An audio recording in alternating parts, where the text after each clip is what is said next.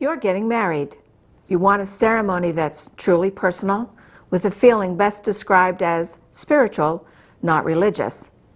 What goes into such a ceremony? The right rituals. Stay tuned. Welcome to Weddings with Zita.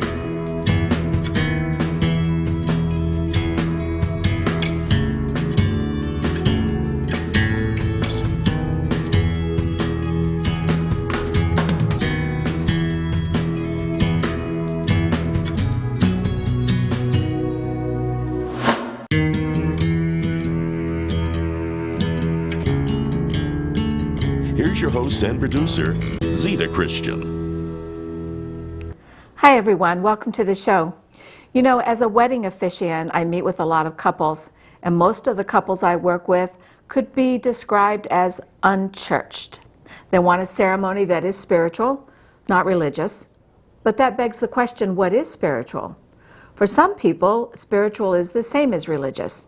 To me, spiritual speaks of a connection to something vast, a concept beyond the scope of every day, something with truth and without dogma, something of great value, a concept that gives meaning to life, and something that I choose as a tool to shape my personal philosophy. Now, spirituality can be our connection to nature or to the cosmos, to animals, to science, history, philosophy, ethics, education, art, music, simple acts of kindness, or simply a desire to make the world a better place. So how can a wedding ceremony embody the couple's spirituality? Well, I think of three ways. First, through the richness in the traditions of their cultural background. Second, through the couple's love story. And third, through ritual. And that's what we're talking about tonight. To me, ritual is a visible act performed with invisible intent. What I want to talk with you about first is a ritual I created called the family blessing.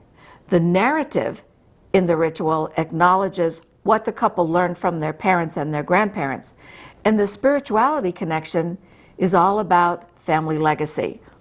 So first, the first part of the ritual involves usually I have the moms participate, and this is their opportunity to give some advice to the couples. So imagine both of the moms coming up to a little table that is set nearby, and one at a time, one mom gives a little bit of advice to her son or daughter, pours a little wine or orange juice or grape juice or water into a container. And I have several containers here on the table in front of me. Simple wine glasses that are decorated with ribbons that match the couple's wedding palette, maybe some juice glasses, some beer steins, anything that can be used as the container. But the mom is pouring some wine into one of the containers. And then she gives what I call the family blessing to her son or her daughter. And it's that last little bit of advice. You know, never forget something, something, something, or always remember something, something, something. And then she takes that glass and she offers it in welcome to the other person, the new member of her family. So she is welcoming them into the family. Now, what you'll also see here in front of me is a beautiful piece of Polish pottery and a little salt shaker. So the little salt shaker goes with a wedding ritual that is tied to the Polish culture and really any Eastern European culture, where they would do a wedding ritual that involves dark bread and salt. The idea would be that one of the moms will take the dark bread, break it all apart, and put salt on it and offer it to the couple, while I'm talking about what happens, like what's the meaning of it. The fact that the dark bread is the indication or the wish that they will always have whatever it is that they need. And the salt is to remind them that there's always a little bitterness in life, but as long as they're working together, they'll always have what they need. Now, there are also rituals that can be done with guests, and we're going to get to that in just a moment. Another way to bring spirituality into your wedding ceremony, especially if your concept of spirituality includes friendship.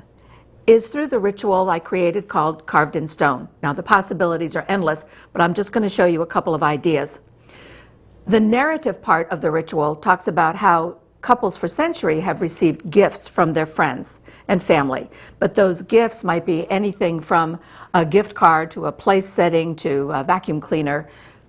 And what is going to happen in the wedding ceremony is that guests who have been pre-selected will come up at the appointed time and bring a stone on which a word is carved. And that stone, that word on the stone, represents the gift that the guest wants to give to the couple. So I have some over here, and you can see that some of the stones might, or you might have a stone that says happiness, or serenity, or love, or friends, hope, or peace.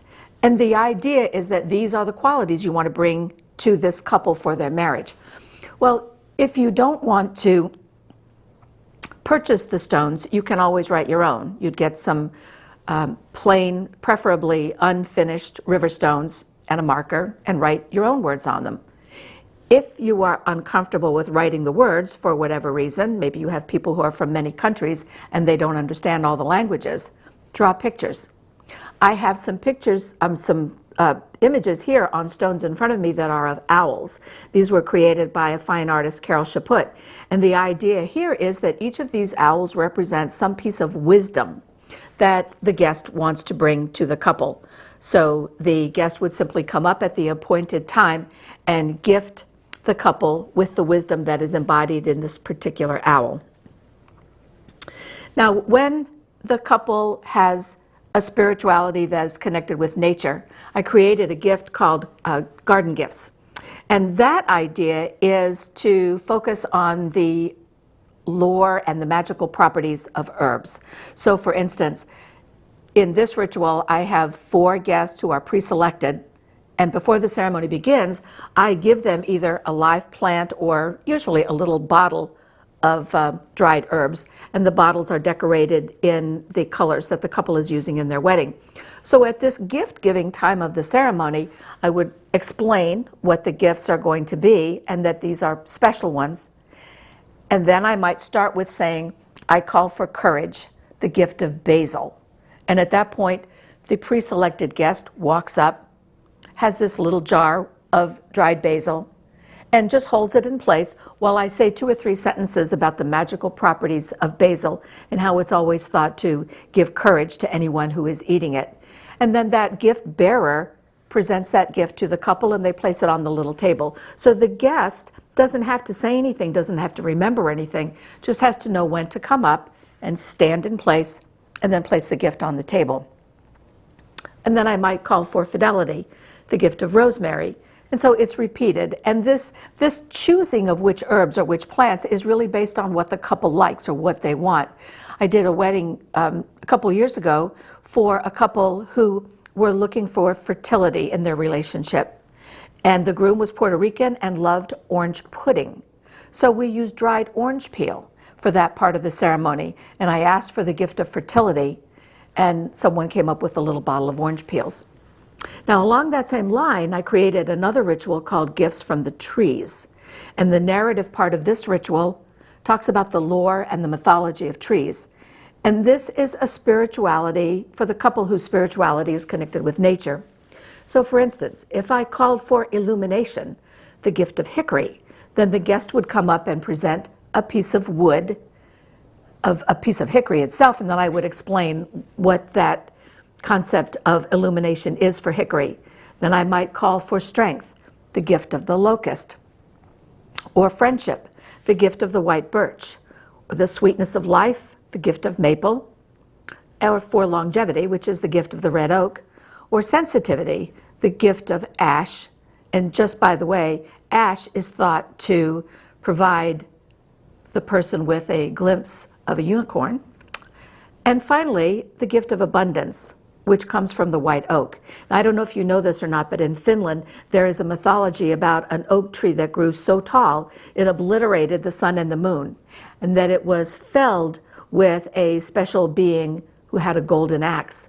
And when he felled that oak tree, all of the acorns scattered across the sky and they formed the Milky Way. So it is that kind of legend and lore behind the different pieces of wood.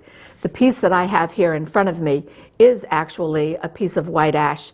Kenny Krause from Kenny Krause Tree Service provided that for me, as did all of the various pieces of wood that I use in the ritual. You can, in doing this ritual, you can simply present the piece of wood, or as I've also done, you can have candles set on it and have part of the ritual be that the gift bearer lights a candle, and then these particular pieces of wood are either set around the couple or on a table, someplace obviously where it's safe and you don't have to worry about fire. But it is that idea of bringing nature, bringing the gift of nature through the trees to the couples.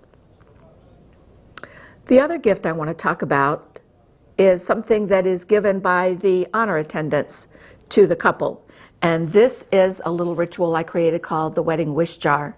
The narrative in the ritual acknowledges the help and support that are given by the best man and the maid of honor to the couple throughout the planning process of the wedding. And the spirituality of this ritual is all about friendship. So in this ritual, I would give one of these little pottery jars to the bride, and I would give a little rose quartz heart to her maid of honor. And I would ask the bride to hold the jar. I would ask the maid of honor to hold the heart, make a wish on it, and place that little stone heart into the jar. The bride then gives the jar to the groom. I give a little heart to the best man, and the best man makes a wish for the groom. Now this can be many combinations, but this is just a simple way to describe the ceremony. And then I talk about the fact that the couple should take out the stones on their anniversary and remember the wishes that were made for them on their wedding day, and also add something of their own. In fact, to do so each and every anniversary, if there are children involved, have the children put a little stone also into the jar, so that the jar eventually becomes a family wish jar.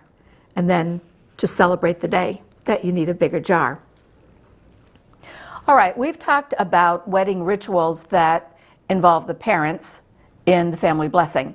And we've talked about wedding rituals that involve the guests, whether it is with something that is carved in a stone or an image of an owl or perhaps an herb or a piece of wood. And we've also talked about a way to have a wedding ritual that involves the honor attendants. And what I want to talk about now is the wedding ritual that involves the couple, because you see the shape of the ceremony is coming from the wide with all of the guests and the parents and particular guests who are there, and then the honor attendants, and now we're getting down to the couple themselves. So the ritual I want to talk with you about now involves an oathing stone. The whole concept of an oathing stone goes back centuries. The idea is that a stone was tied to the land, and the land was the home of the ancestors. And anyone who made a vow on a stone that came from that land, they were making a vow to their ancestors.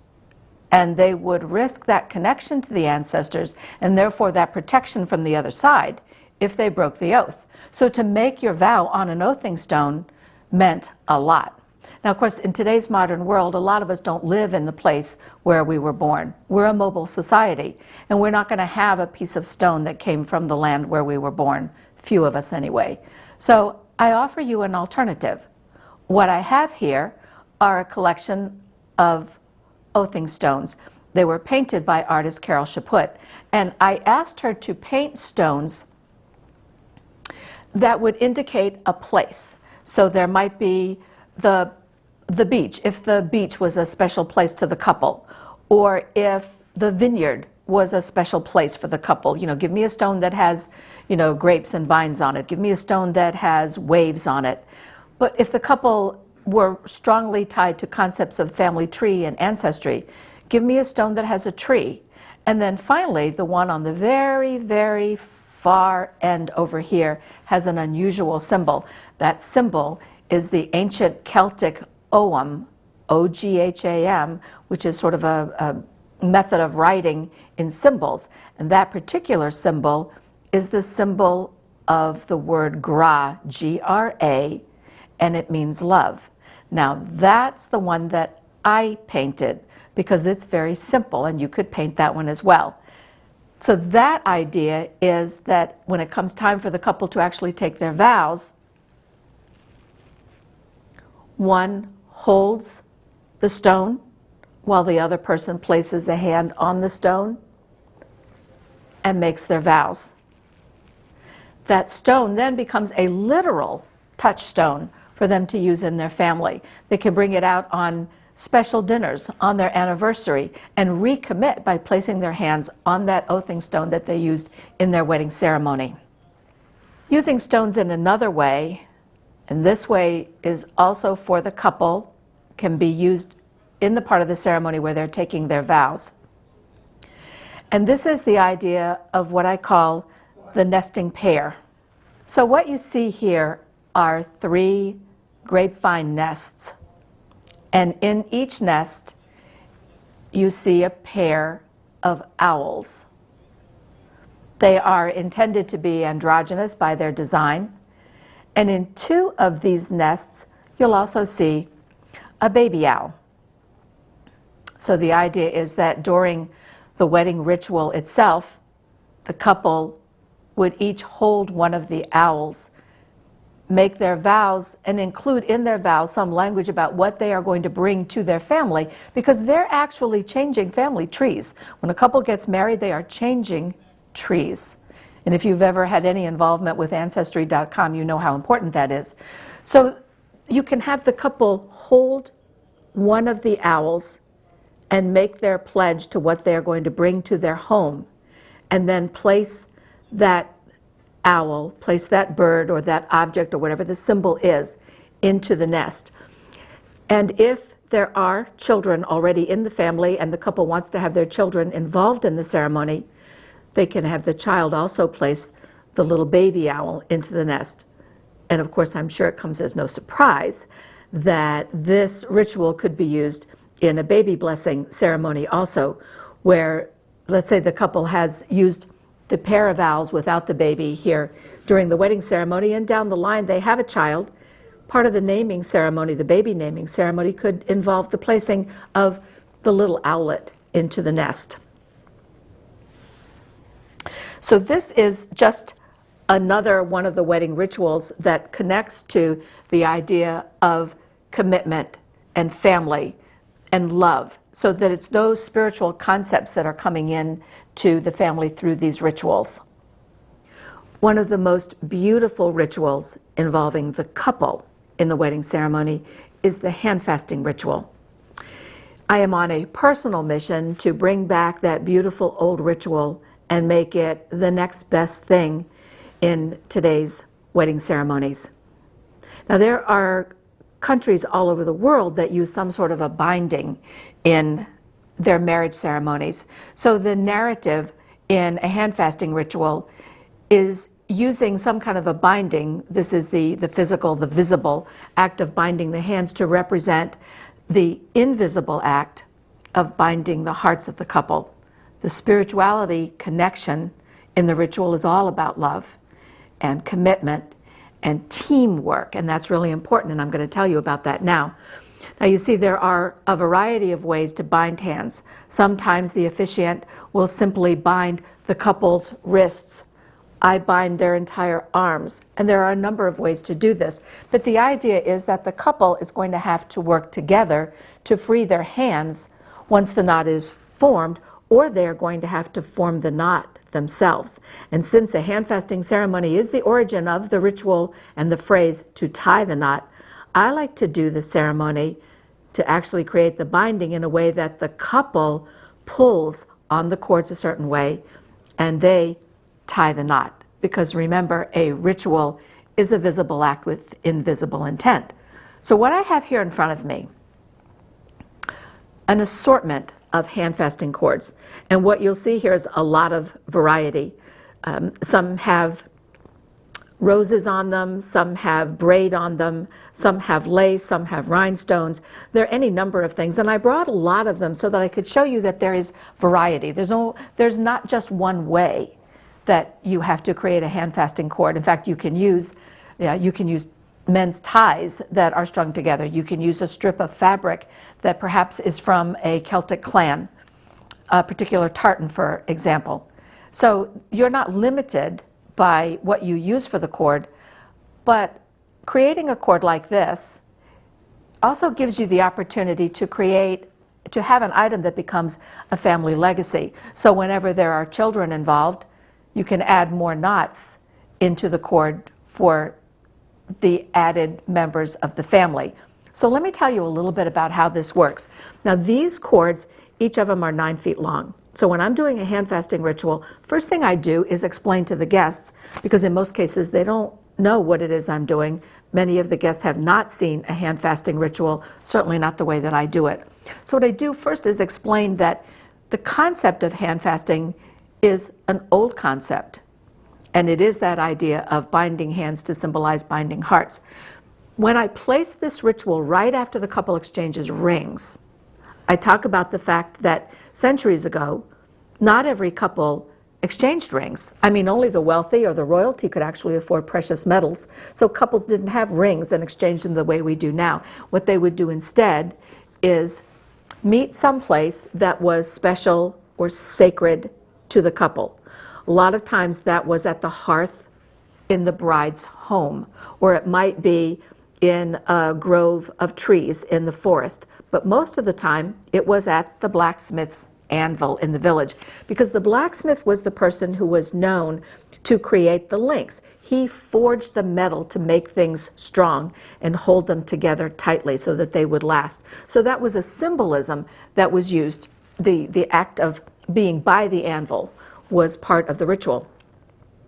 So I explained that to the guests. Then I have the couple stand facing each other, and I tell them to extend their right arms. So they're extending right arms so that the tips of one person's finger is tucked into the elbow of the other. So imagine 2 people here. Their arms are like this. The whole key of the effectiveness of this ritual is how I bind their arms, and the fact that their thumbs have to be really strong so that they can hold on to the tip of the cord. So for instance, with this one, I would have one person hold on to the end, and I would ask the couple a series of questions. And in asking the questions, they give me their answers, and I am binding this cord around and around their arms so that when we're finished, we have a lot of coils of ribbon. So the questions themselves start off seemingly simple. I start off by asking one party, "Will you laugh with him?" She says yes. I ask him, "Will you laugh with her?" He says yes. And then I ask them together, "Will you always laugh together and always look for what's best in each other, not worst, so that your spirits will grow in the marriage?" And they say yes. And then I say, "And so the binding is made," and I start rapping. And then I ask, "Will you support his dreams?" She says yes. And I say, "Will you support her dreams?" He says yes. And I say, "Will you work hard together so that both of your dreams will be realized and your spirits will grow in the marriage?" And they say yes. And I say, "Good." And so the binding is made. And now I'm rapping a little more. And then I say, "Will you ever burden him?" And that's usually the part where the first couple says, or the first party says, "Yes, probably. I'm sure I will. I don't know how I can avoid it." And the guests will giggle a little because that's not at all what they're expecting. And then I say, "Is that your intention?" And the person says, "No, not at all." I say, "Good." And then I ask the same question to the other, "Will you ever burden her?" And he might say, "I'm afraid I always do," or something like that. And everybody giggles a little. And I say, "Is that your intention?" He says, "No." And I said, "Good. And then will you always work together, share your burdens, so that your spirits will grow in the marriage?"